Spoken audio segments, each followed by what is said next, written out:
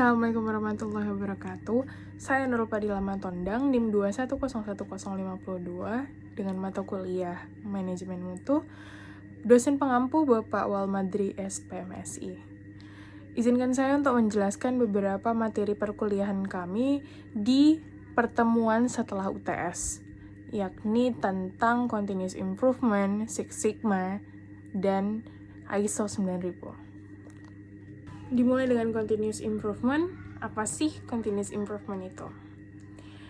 Jadi, continuous improvement itu ialah sebuah peningkatan atau perbaikan secara terus-menerus atau berkala yang dilakukan sebuah perusahaan untuk meningkatkan kualitas ataupun kuantitas pada produk atau jasa yang dihasilkan dari perusahaan tersebut. Jadi, continuous improvement ini bisa berfokus pada lingkungan kah untuk keberlanjutan pada lingkungan tersebut ataupun pada SDM yang ada pada perusahaan tersebut. Jadi cukup banyak yang harus ditingkatkan dari perusahaan sehingga bisa mencapai keberlanjutan begitu.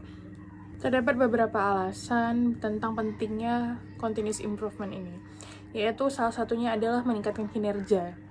Jadi, continuous improvement ini sangat penting untuk meningkatkan kinerja agar tidak terjadi penurunan pada produksi di perusahaan.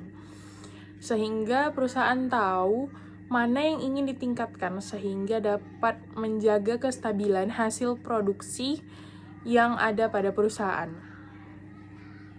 Kemudian ada yang namanya memperbaiki proses bisnis dan menghindari kesalahan fatal. Dengan adanya continuous improvement ini juga, sehingga perusahaan mencari kekurangan sehingga harus ditingkatkan terus-menerus agar mengurangi kesalahan-kesalahan yang terjadi pada saat proses produksi dilakukan. Kemudian meningkatkan kualitas produk dan layanan. Dari continuous improvement ini juga dapat meningkatkan kualitas produk.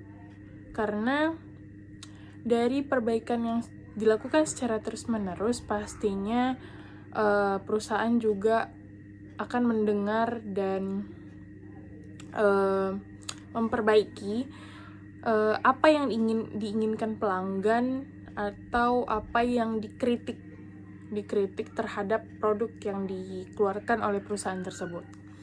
Jadi sangat berpengaruh juga kepada kualitas dari produk dan layanan tersebut. Pada pembahasan kali ini saya akan membahas tentang metode Six Sigma.